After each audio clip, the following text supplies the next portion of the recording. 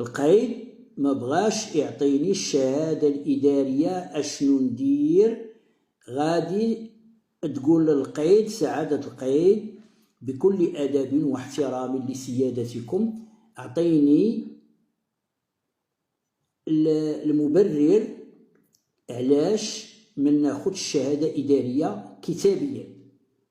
غادي يقول لك سعادة القايد: لا، غادي تكتب ليه رسالة بالمضمون وتصيفطها في أمانة باش تاخد لاكوزي، باش يجيك لاكوزي وتصيفطها ليه، ولا تمشي تحطها في بيرو دوردر في هذاك كتابة الضبط ديالهم ويعطوك لاكوزي، دي معاك الرسالة ودي معاك النسخة. قول ليه في ديك الرسالة: سعادة القايد المحترم، تحياتي، بعد السلام والتحية،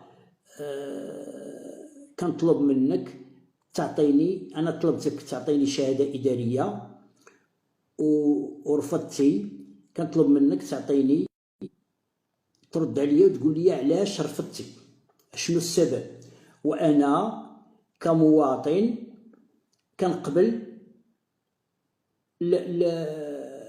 الرد ديالك بكل أريحية وبكل وطنية، ماشي مشكل، غير عطيه كتابيا. كتكتب ليه في هذه الرسالة هكذا، وكتكتب ليه لتحت في الرسالة كتكتب ليه نظير هذه الرسالة: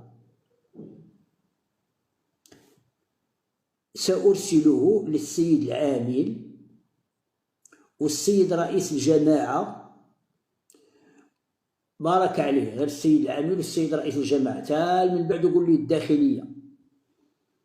نظير هذه الرسالة غنصيفط منها للعامل وغنصيفط منها رئيس الجماعة، وفي الأخر قول لي: وتقبلوا سيدي القائد فائق احترامي وتقديري في انتظار جوابكم الكريم. ناو أن السيد القائد يحل معك المشكل والسيد العامل يحل معك المشكل.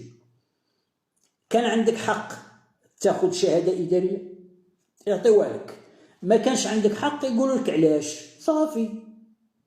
إلا قالوا لك علاش وكان داك الشيء قانوني خصك تقبلو، قالوا لك علاش وكانت شي حاجة خصك تبدلها بدلها، شي حاجة خصك تصححها صححها،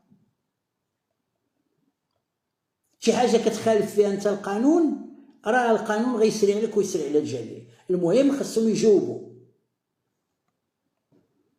ما جاوبوش غتمشي للمحكمة الإدارية ودي معاك هذيك الرسالة